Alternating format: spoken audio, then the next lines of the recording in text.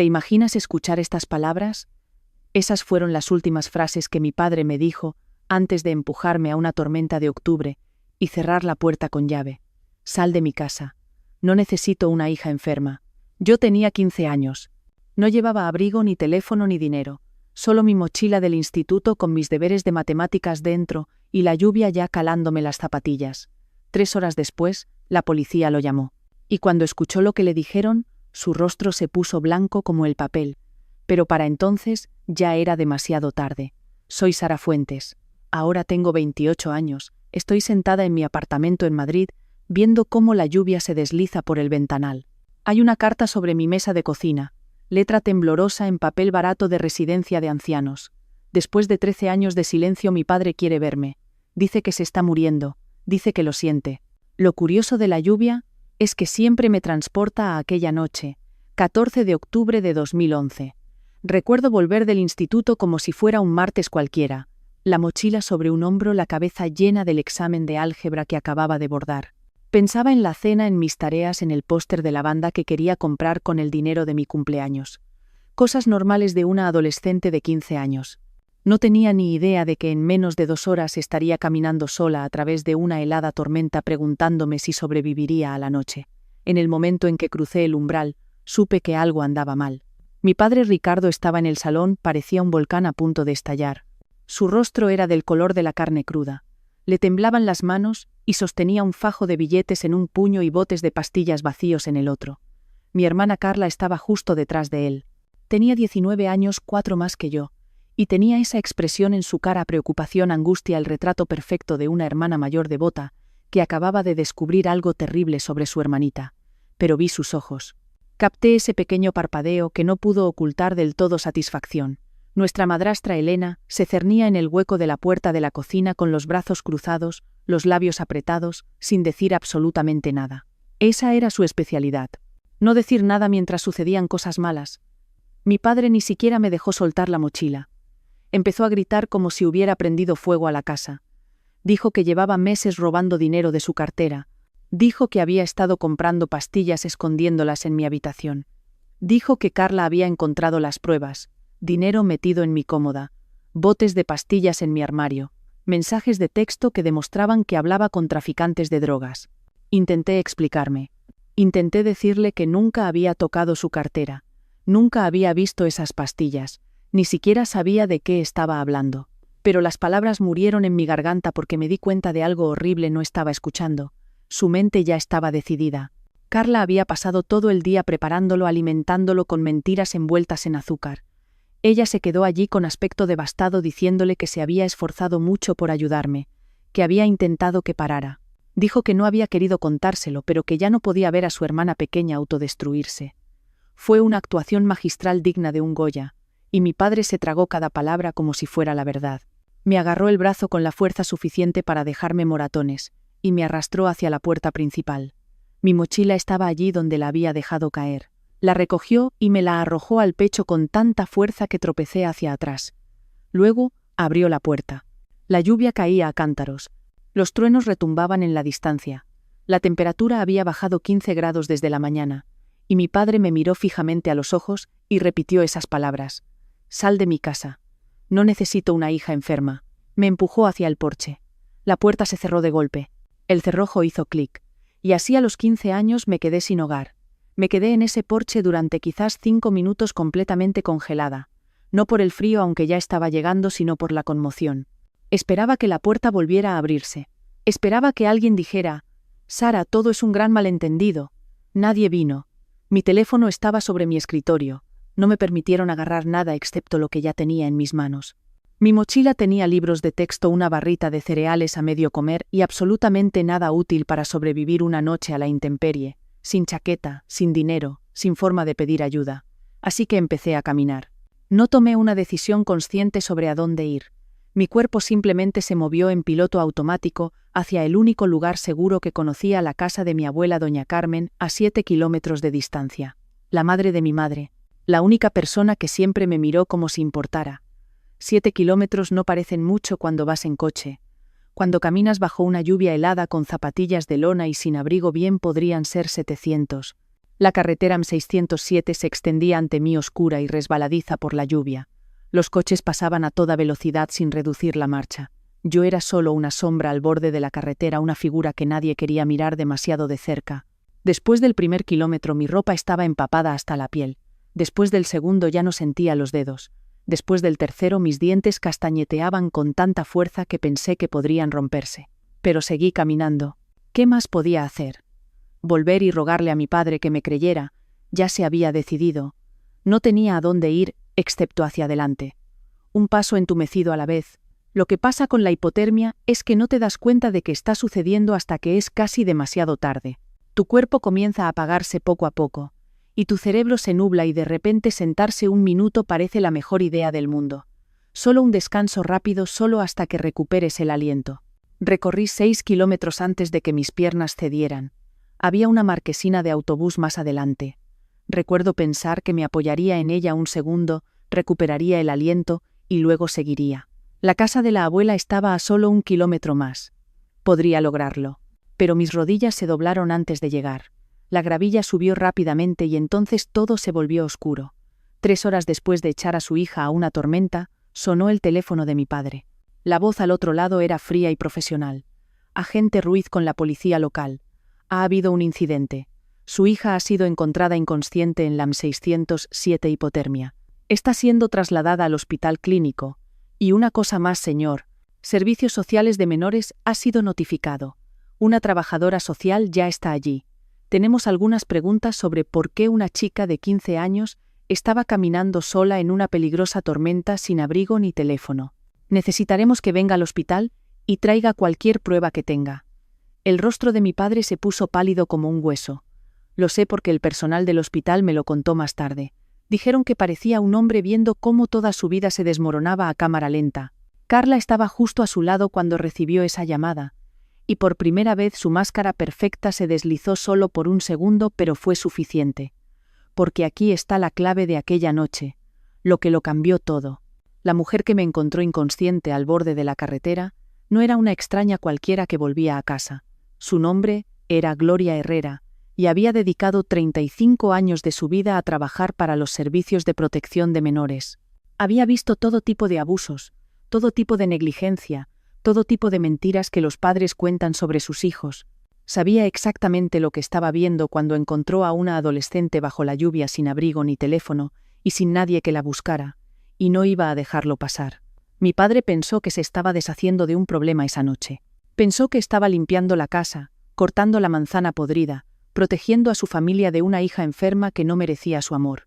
Pero lo que realmente hizo fue encender una mecha, y no tenía idea de lo que estaba a punto de explotar.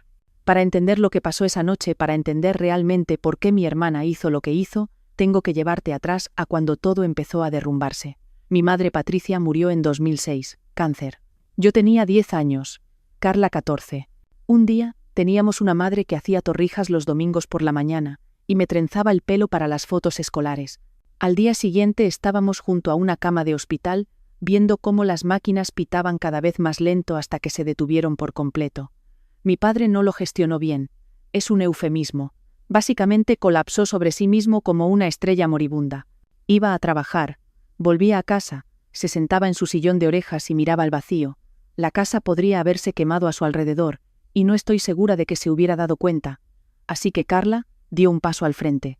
A los 14 años, se convirtió en la que preparaba la cena, firmaba los permisos escolares y se aseguraba de que yo llegara a tiempo al instituto. Se convirtió en la responsable, la madura, la hija en la que mi padre podía apoyarse. Y él la elogiaba constantemente.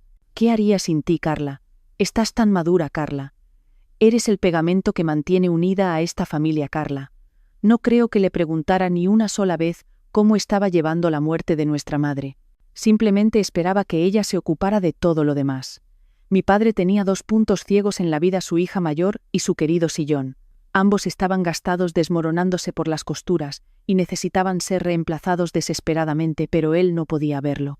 Lo que nadie vio, lo que mi padre se negaba rotundamente a ver, era lo que sucedía cuando él no miraba. Carla no solo estaba ayudando, estaba construyendo un reino. Y en su reino, yo era la plebeya que debía mantenerse en su sitio. Empezó sutilmente. deberes que desaparecían misteriosamente la noche antes de la entrega, permisos para excursiones que de alguna manera nunca llegaban a mis profesores. Mi camisa favorita encogida en la lavadora, luego otra, vaya debió ser un accidente, invitaciones a fiestas de cumpleaños que enviaba y que mis amigos nunca recibían, mensajes de compañeros que se perdían, una reputación que se construía ladrillo a ladrillo sin que yo lo supiera. Iba a ver a mis profesores con esa expresión triste y preocupada, y les decía que yo estaba luchando tras la muerte de nuestra madre, que estaba portándome mal en casa, que debían ser pacientes conmigo, porque estaba pasando por un momento muy difícil. Pintó un cuadro de una niña problemática, y todos le creyeron porque ella era tan madura, tan responsable, tan cariñosa. Una vez intenté decírselo a mi padre. Me senté, y le expliqué que Carla me estaba saboteando, que estaba mintiendo sobre mí a todo el mundo, que algo andaba muy mal. Me miró como si hubiera perdido la cabeza. Solo estás celosa de tu hermana, dijo. Ella está tratando de ayudar a esta familia. Deberías estar agradecida. Después de eso aprendí a callarme, a permanecer pequeña, callada y sobrevivir hasta que pudiera largarme. 2 años después de la muerte de mi madre, mi padre se volvió a casar. Elena era bastante amable al principio. Sonreía mucho, hacía paellas e intentó con todas sus fuerzas ser parte de nuestra familia. Carla inmediatamente empezó a llamarla mamá. Fue estratégico, creo, una forma de consolidar su posición como la hija buena, la leal. Yo no pude hacerlo. No podía llamar mamá a esa extraña cuando mi madre biológica solo se había ido hacía 2 años. No se trataba de Elena, se trataba de que mi propio corazón no estaba preparado. Pero esa tranquila rebeldía me costó. A partir de ese día, Elena me trató como a una intrusa en mi propia casa. Ella y Carla formaron su propio club, y yo no estaba invitada. Cuando cumplí 15 años las líneas estaban claramente dibujadas. Carla era la niña de oro, la favorita, la que no podía hacer nada malo. Yo era la problemática, la difícil, la hija que simplemente no podía centrarse. Y luego estaba el dinero.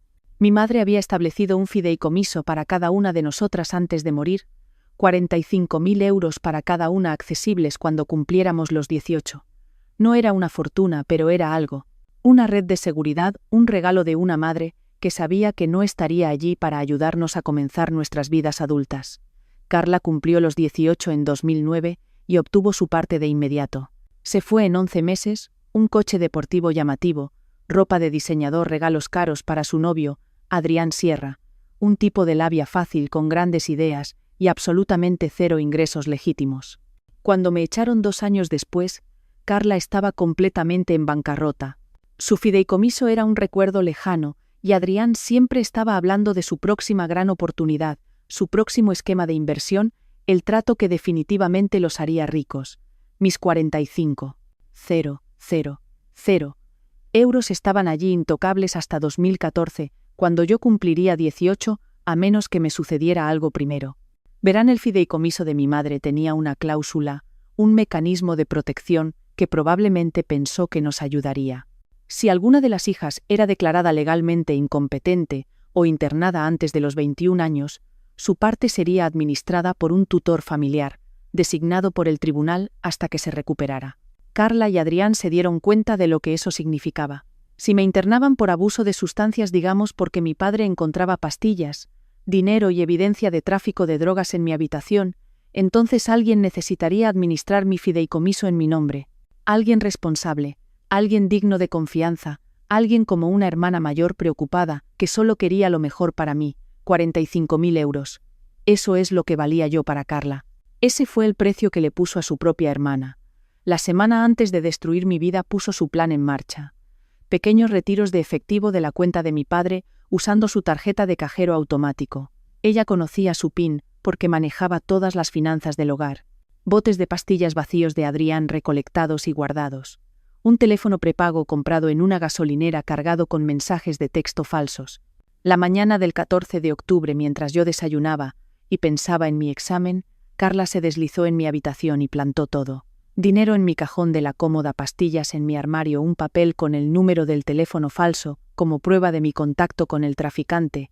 Luego fue a ver a nuestro padre con lágrimas en los ojos, y le dijo que su hija menor tenía un secreto terrible. Él le creyó cada palabra. ¿Por qué no lo haría? Carla había pasado 9 años siendo la hija perfecta, la responsable, la que nunca mentía. y yo había pasado 9 años siendo pintada como la problemática incluso antes de saber que existía ese retrato. Cuando crucé esa puerta después de la escuela, mi juicio ya había terminado.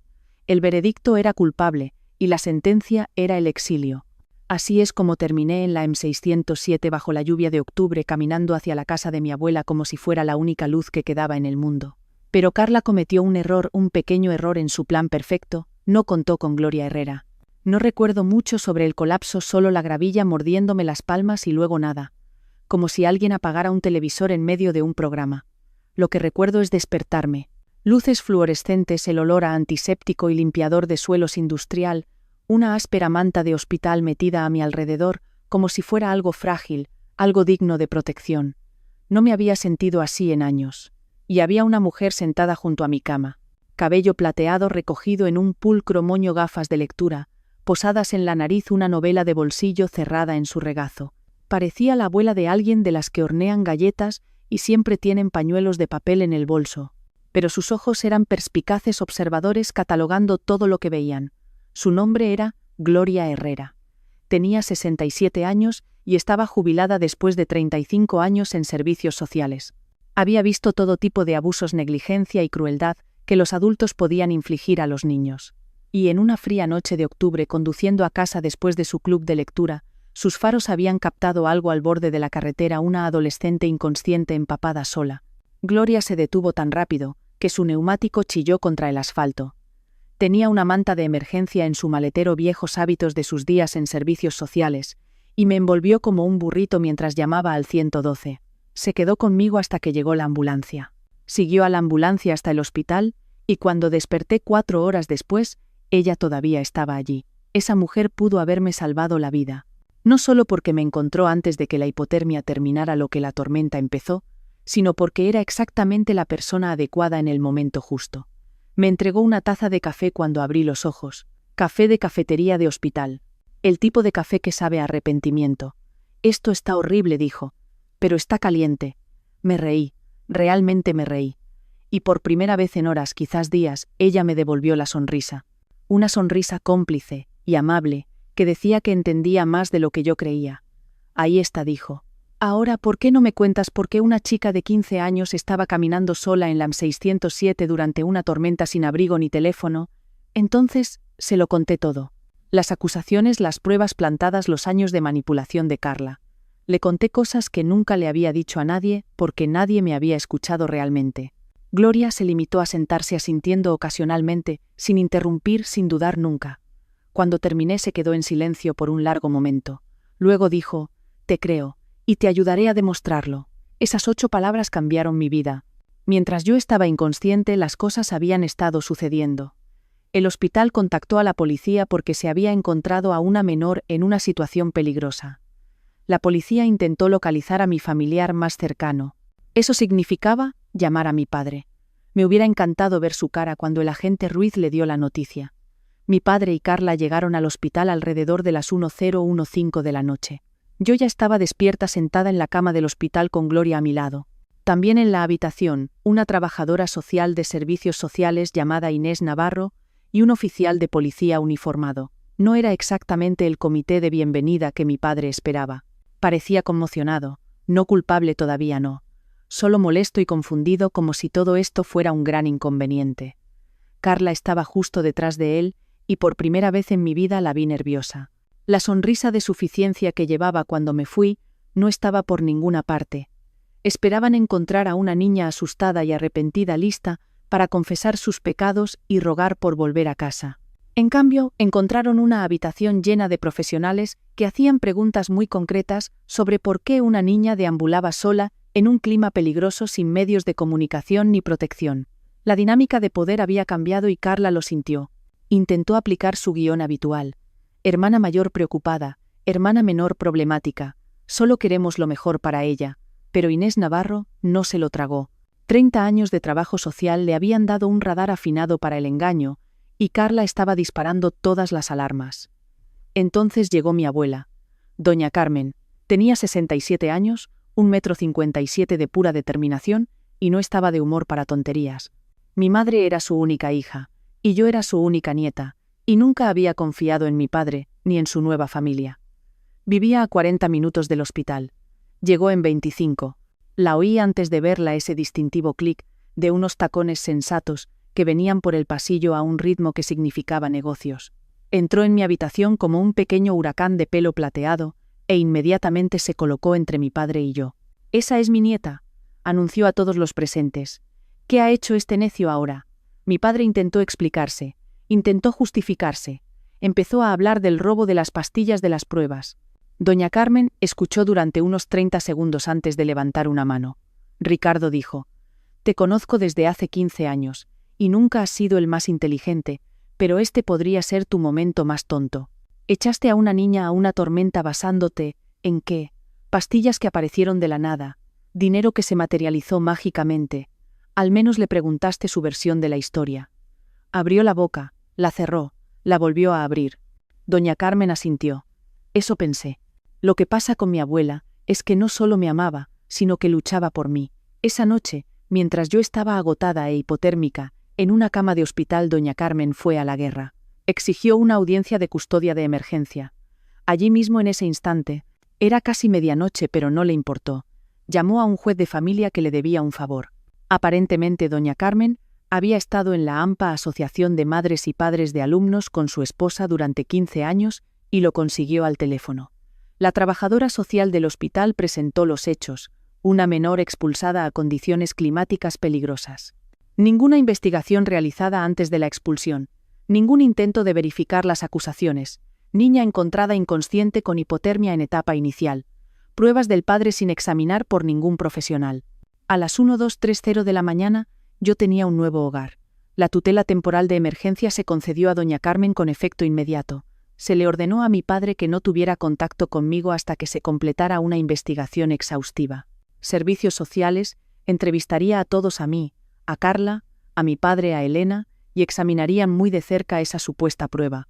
Mientras salíamos del hospital, mi padre intentó un último acercamiento.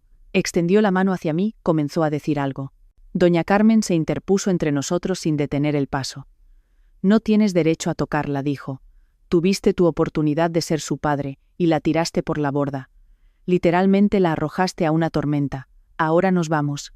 Me guió hasta su viejo Renault 5, el que había estado conduciendo desde antes de que yo naciera. Me ayudó a sentarme en el asiento del pasajero. Me puso otra manta a pesar de que la calefacción del coche ya estaba a tope. La miré con lágrimas corriendo por mi rostro. «Abuela, ni siquiera tengo ropa limpia. No tengo nada».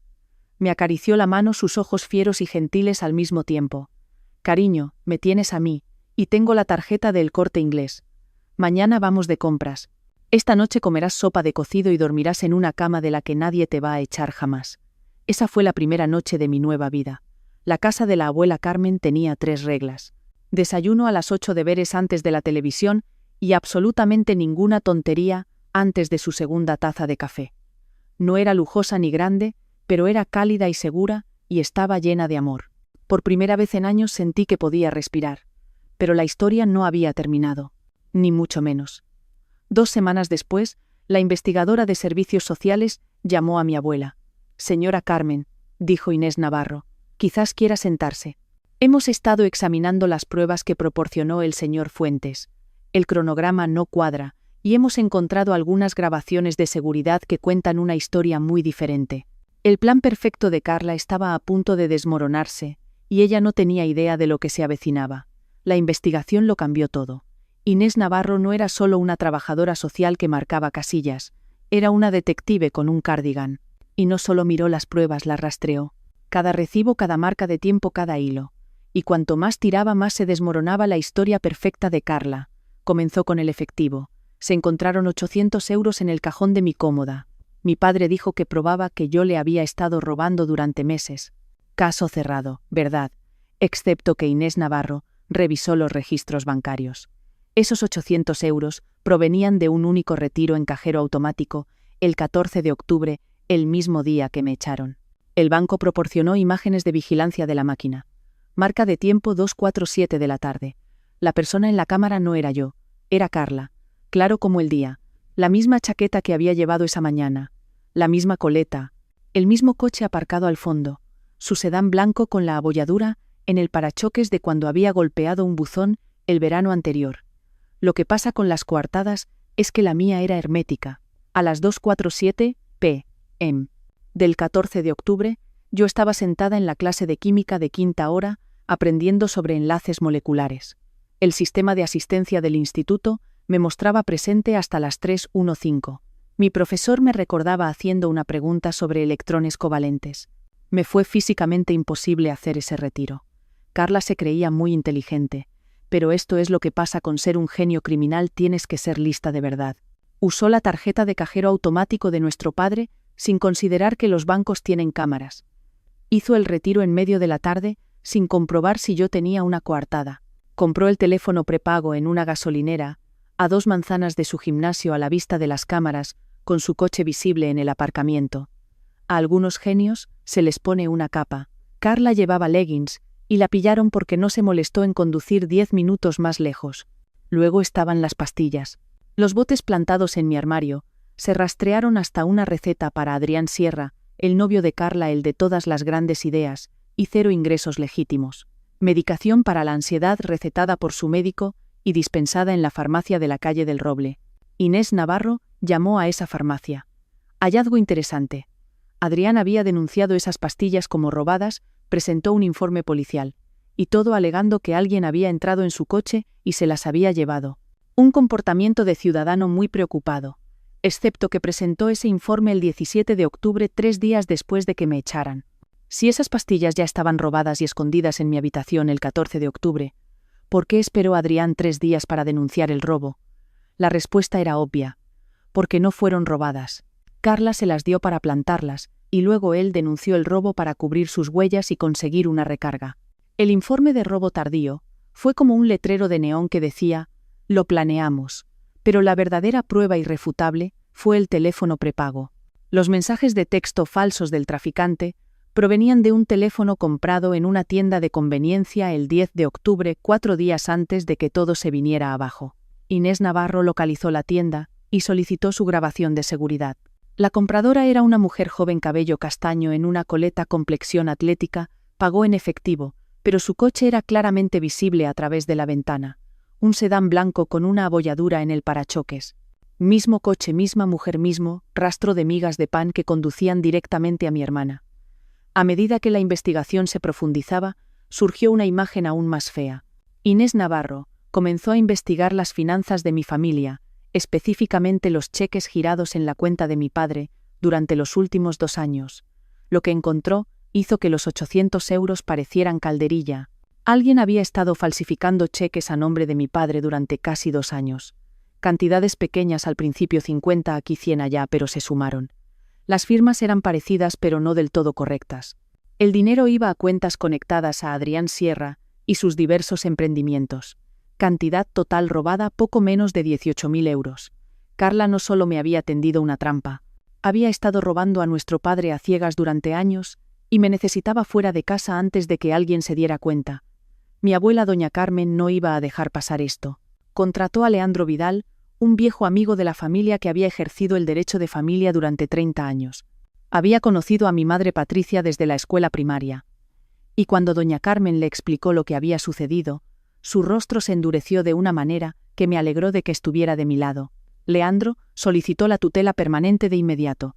También presentó una demanda civil contra Carla por fraude, angustia emocional y cualquier otra cosa que pudiera imputarle. Y se aseguró de que mi fideicomiso estuviera protegido con supervisión adicional para que nadie pudiera tocarlo hasta que yo cumpliera 18 años. Ese año me enseñó algo que llevo conmigo todavía. Guarda registros de todo. Cada recibo, cada mensaje, cada promesa que alguien hace, escríbelo. Mi abuela guardaba una carpeta para cada documento importante de su vida.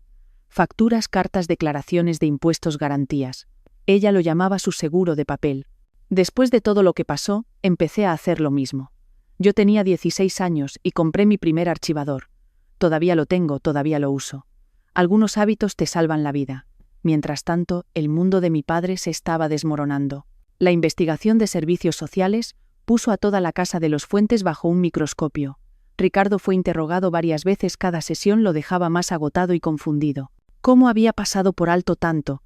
¿Cómo había sido tan ciego? Elena comenzó a dormir en la habitación de invitados. Las conversaciones entre ellos se volvieron cortantes, tensas, cargadas de acusaciones que ninguno de los dos quería decir en voz alta. Y Carla estaba furiosa. No arrepentida, jamás arrepentida, solo enojada porque su plan se había desmoronado. Culpó a todos menos a sí misma. La investigadora de servicios sociales era parcial. La grabación del banco era engañosa. Los registros de la farmacia de Adrián eran un malentendido. La corona de la niña de oro se estaba resbalando, y ella no podía soportarlo. Un mes antes de la audiencia sucedió algo inesperado. Adrián Sierra fue arrestado en la Costa del Sol. Los agentes de la Guardia Civil lo detuvieron por ejecutar el mismo esquema de inversión fraudulenta en 3 provincias diferentes. Más de 400.000 euros robados a víctimas que confiaron en él con sus ahorros. Se enfrentaba a graves cargos, posiblemente 15 años de prisión. Su abogado hizo una llamada telefónica al día siguiente. Adrián estaba listo para cooperar, listo para llegar a un acuerdo, listo para contar la verdad sobre todo, incluyendo a su novia Carla, y lo que le había hecho a su hermana pequeña. Las paredes se estaban cerrando, y Carla no tenía a dónde correr. Adrián Sierra era muchas cosas. Un estafador, un mentiroso, un hombre que había construido toda su vida sobre la confianza y el dinero de otras personas. Pero no era leal. En el momento en que los fiscales le ofrecieron una sentencia reducida a cambio de cooperación, cantó como un jilguero con contrato discográfico. Su declaración escrita fue de 12 páginas. Confirmó todo. El plan para tenderme una trampa había sido idea de Carla desde el principio. Había estado robando a nuestro padre durante casi 2 años. Cuando se dio cuenta de que su robo era cada vez más difícil de ocultar, decidió que necesitaba un chivo expiatorio. Ese chivo expiatorio era yo. Carla pensó que yo era el objetivo perfecto, la hermana menor problemática, la que nunca encajaba, la que nadie creería. Le dijo a Adrián que internarme en un centro resolvería 2 problemas a la vez. Tendría a alguien a quien culpar por el dinero faltante, y obtendría acceso a mi fideicomiso como mi tutora, 45.000 euros. Eso es lo que planeó robarme mientras yo estaba en alguna instalación drogada y desacreditada y completamente sola. Adrián lo escribió todo. Las sesiones de planificación, los botes de pastillas que proporcionó el teléfono falso que Carla compró la mañana en que plantó la evidencia en mi habitación. Incluso incluyó mensajes de texto entre ellos de los días previos al 14 de octubre. Mensajes que probaban que no fue impulsivo. Fue calculado, premeditado, frío. Su línea final se quedó conmigo. Carla dijo que su hermana no era nadie y que no se defendería. Se equivocó. Marzo de 2012, juzgado de familia. Yo llevaba viviendo con doña Carmen 5 meses. Había engordado del bueno, del tipo que proviene de comidas regulares y sueño real. Había estado en el cuadro de honor en mi nuevo instituto. Había empezado a recordar lo que se sentía al ser una adolescente normal. Pero al entrar en esa sala, me sentí de nuevo como si tuviera 15 años, asustada y pequeña, y preguntándome si alguien me creería. Doña Carmen me apretó la mano. Leandro Vidal asintió con aire tranquilizador. Y Gloria Herrera también estaba allí sentada en la galería con las mismas gafas de lectura y la misma expresión feroz que había tenido la noche que me encontró. Se suponía que la audiencia era sobre la tutela, algo simple: hacer permanente la custodia temporal de doña Carmen, establecer las obligaciones de manutención. Pero se convirtió en algo mucho más grande. La fiscalía había intervenido. Con la confesión de Adrián y la montaña de pruebas que Inés Navarro había recopilado, esto ya no era solo un asunto de un tribunal de familia. Había cargos penales sobre la mesa. Carla se sentó al otro lado de la sala con un defensor de oficio al que había conocido una hora antes. Parecía más pequeña de lo que recordaba, más pálida. La niña de oro y segura, que había controlado nuestra casa durante una década, ahora parecía exactamente lo que era: una joven asustada, cuyas mentiras finalmente la habían alcanzado. Nuestro padre se sentó solo en la galería. Elena se había negado a venir. Parecía haber envejecido 10 años en 5 meses. La evidencia se presentó de forma sistemática, profesional, devastadora. Las imágenes del cajero automático que mostraban a Carla haciendo el retiro a las 2:47 p.m. Mis registros de asistencia escolar que probaban que yo estaba en clase de química en ese momento exacto. Registros de farmacia que mostraban el informe de robo convenientemente retrasado de Adrián. 2 años de cheques falsificados por un total de 18.000 euros. Y la confesión de Adrián, leída palabra por palabra en el acta. Cuando le tocó a Carla subir al estrado, trató de mantener su historia, trató de parecer confundida e inocente, y profundamente preocupada por su hermana problemática. La fiscal no se lo permitió. Señorita Fuentes, dijo mostrando la fotografía del cajero automático. Es usted en el Banco Nacional, el 14 de octubre a las 2:47 p.m. Carla tragó saliva. Miró la imagen de sí misma clara como la luz del día. Yo estaba sacando dinero para la compra. La compra. La fiscal asintió lentamente. 800 euros en efectivo para la compra. Y no mencionó este retiro a su padre cuando acusó a su hermana de robar exactamente esa cantidad ese mismo día. Silencio. ¿Y la ubicación de este cajero automático? Está a 19 kilómetros del instituto de su hermana. Un instituto donde los registros de asistencia muestran que estuvo presente hasta las 3:15 p.m. ¿Puede explicar cómo ella pudo haber hecho este retiro mientras estaba sentada en clase de química? Más silencio. La defensora de oficio de Carla objetó, pero no había nada que objetar. La evidencia era la evidencia. A los hechos no les importaban sus sentimientos. Luego llamaron a Elena. Mi madrastra parecía querer estar en cualquier otro lugar de la tierra. Había pasado años callada manteniéndose neutral sin involucrarse. Pero esto era un tribunal y estaba bajo juramento. Y de repente guardar silencio ya no era una opción. La fiscal le preguntó sobre la mañana del 14 de octubre. Vio algo inusual. La voz de Elena era apenas un susurro. Carla entró en la habitación de Sara esa mañana, alrededor de las 7. Dijo que iba a pedir prestada una goma de pelo. Salió con una goma de pelo. No salió con las manos vacías. ¿Y notó algo más en los días previos al incidente? Elena cerró los ojos. Parecía que se estaba preparando para el impacto. 2 días antes escuché a Carla hablando por teléfono con Adrián. Ella dijo, todo está en su sitio. Y luego se rió. La sala se quedó completamente inmóvil. Cuando llamaron a nuestro padre a testificar, casi sentí lástima por él, casi. Tuvo que explicar por qué expulsó a su hija de 15 años a una tormenta sin investigar las acusaciones en su contra.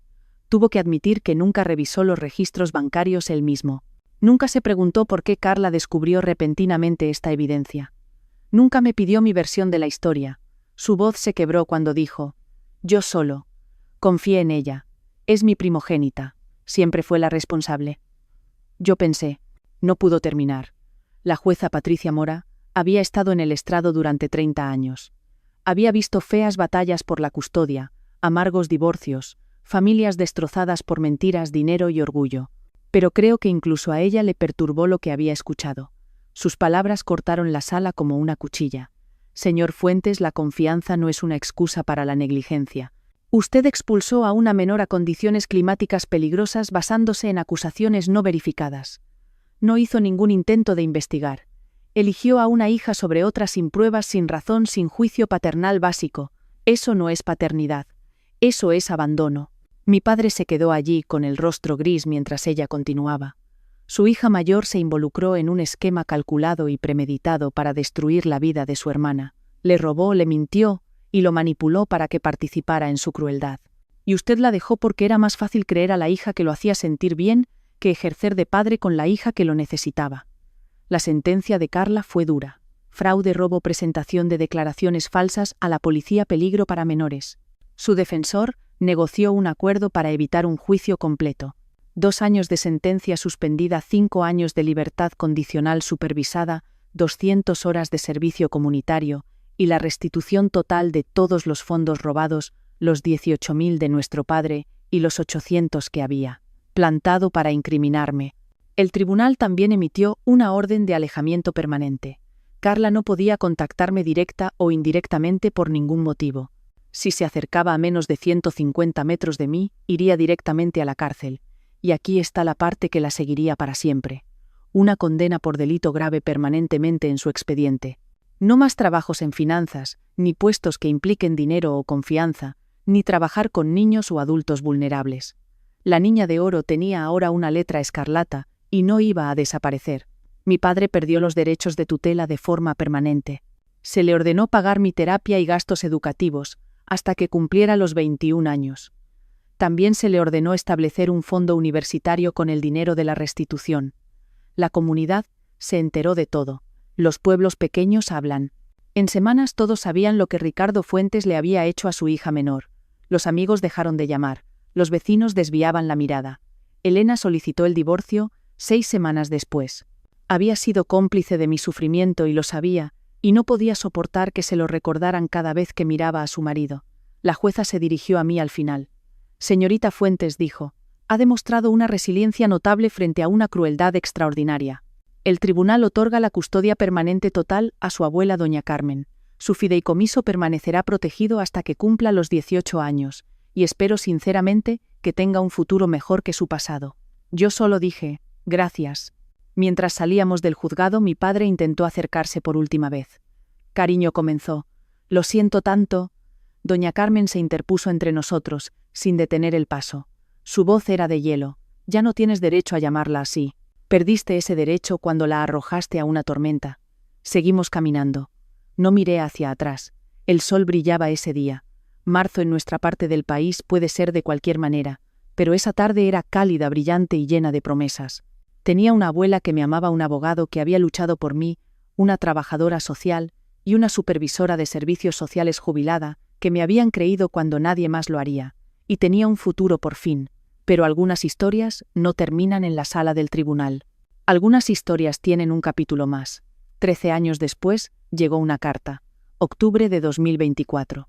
Ahora tengo 28 años, y mi vida no se parece en nada a lo que imaginé cuando tenía 15 años caminando bajo una tormenta solo con una mochila escolar y las zapatillas empapadas.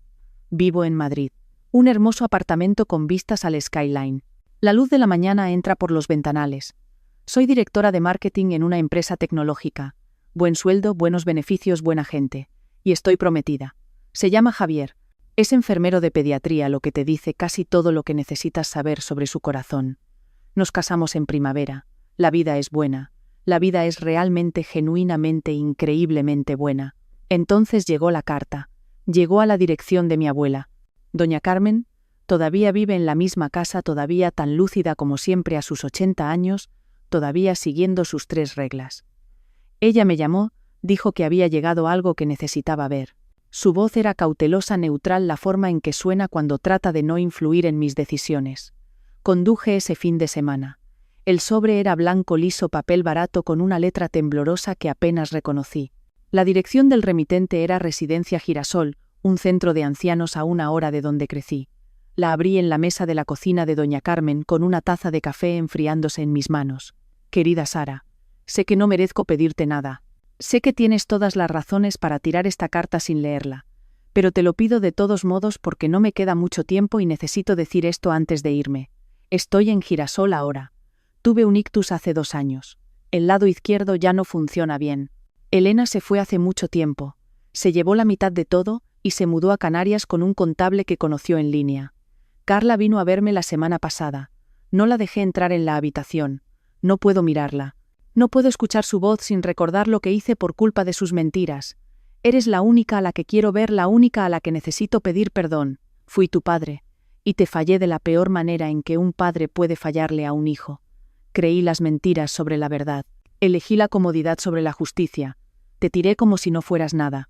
Sé que no me debes nada, pero si puedes encontrar en tu corazón venir solo una vez, me gustaría decirte que lo siento en persona antes de que sea demasiado tarde. Tu padre, Ricardo. Me quedé sentada allí durante mucho tiempo. El café se enfrió. La luz de la tarde se movió sobre la mesa. Doña Carmen no dijo nada. Simplemente esperó como siempre había hecho, dejándome encontrar mi propio camino. 13 años de silencio, 13 años construyendo una vida sin él. ¿Le debía algo? No se lo debía. Pero pensé en mi madre. Pensé en la clase de persona que me había enseñado a ser antes de morir. Pensé en romper ciclos en lugar de perpetuarlos. Decidí ir. No por él, sino por mí. La residencia de ancianos era exactamente lo que esperas. Luces fluorescentes, pisos industriales, el olor a desinfectante, tratando de ocultar el olor a finales. La habitación de mi padre era pequeña. Una cama individual, una ventana, un televisor montado en la pared que reproducía algo que nadie estaba viendo. Parecía 20 años mayor de su edad real, 73, pero podría haber pasado por 90. El ictus le había quitado algo vital. Lo había dejado arrugado, gris y pequeño de una manera que nunca había visto. Lloró cuando entré. No pudo hablar durante los primeros minutos, solo se quedó allí con lágrimas corriendo por su rostro mientras yo estaba junto a la puerta, preguntándome si había cometido un error. Finalmente encontró su voz. Se disculpó una y otra vez tropezando con las palabras, repitiéndose porque el ictus le había robado parte del lenguaje también. Dijo que había sido ciego, estúpido, cruel. Dijo que perderme fue lo peor que había hecho en su vida. Dijo que pensaba en esa noche de octubre todos los días, todas las noches cada vez que llovía. Lo dejé terminar. No interrumpí, pero tampoco lo consolé. Luego dije lo que había venido a decir. Te perdono. Su rostro se arrugó de alivio. Pero quiero que entiendas lo que eso significa. Acercé una silla a su cama y me senté. Me aseguré de que me estuviera mirando. El perdón no significa que olvide. Significa que elijo no cargar más con esta ira. Es pesada y me ha estado agobiando, y he terminado de permitirte que ocupes espacio en mi corazón. Me arrojaste a una tormenta porque creíste una mentira. No la creíste porque la evidencia fuera convincente. La creíste porque era más fácil. Porque Carla te hacía sentir bien contigo mismo, y yo te recordaba todo lo que habías perdido cuando mamá murió. Elegiste la mentira cómoda sobre tu propia hija. Construí toda mi vida sin ti. Me pagué la universidad. Construí una carrera.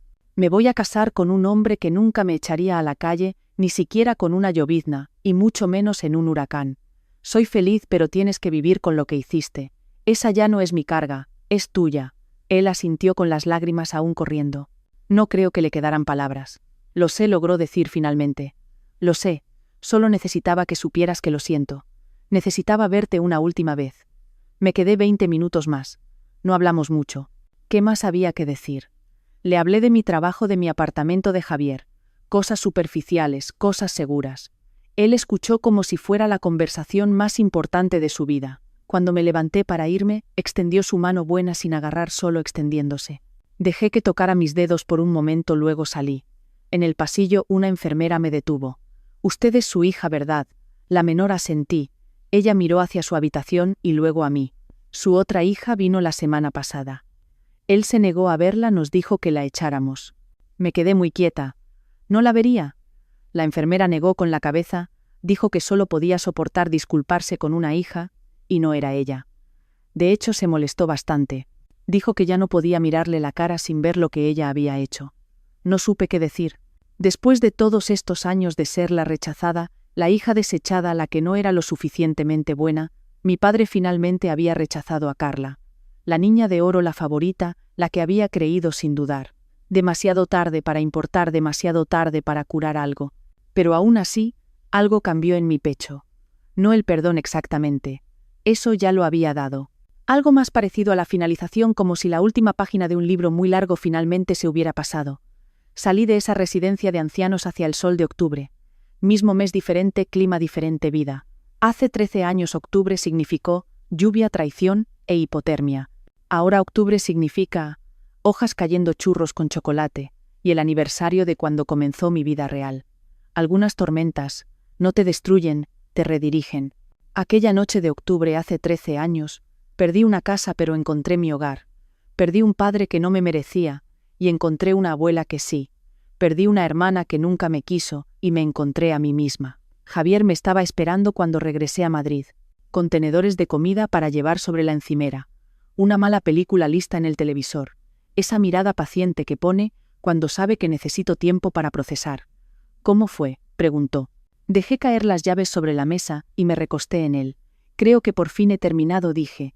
Creo que puedo dejarlo ir ahora. Me abrazó y no hizo más preguntas.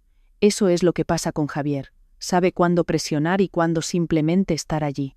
Es una de las 1000 razones por las que me caso con él. La próxima primavera celebraremos la boda en la casa de mi abuela. Ceremonia pequeña, amigos cercanos, buena comida. Doña Carmen ya está planeando el menú. Las lentejas están definitivamente en la lista. Y en algún lugar Carla está trabajando en turnos de noche y preguntándose a dónde se fue su vida. Mi padre está en una residencia de ancianos solo con sus remordimientos. Elena está en Canarias fingiendo que ninguno de nosotros existió jamás. Pero yo estoy en Madrid. Tengo una carrera que me gané, una pareja que me ama, una abuela, que probablemente nos sobrevivirá a todos por pura terquedad. Y sí, finalmente conseguí enmarcar ese póster de la banda correctamente, el que compré con mi paga la semana antes de que todo se viniera abajo. Encontré el mismo en línea hace unos años. Lo pagué demasiado caro. Lo colgué en mi oficina donde puedo verlo todos los días. Algunas cosas valen la pena esperar. Si esta historia de resiliencia resonó contigo, no olvides dejar tu me gusta y compartirla. ¿Crees que Sara hizo bien en perdonar a su padre? ¿O algunas acciones son imperdonables? Déjame tu opinión en los comentarios.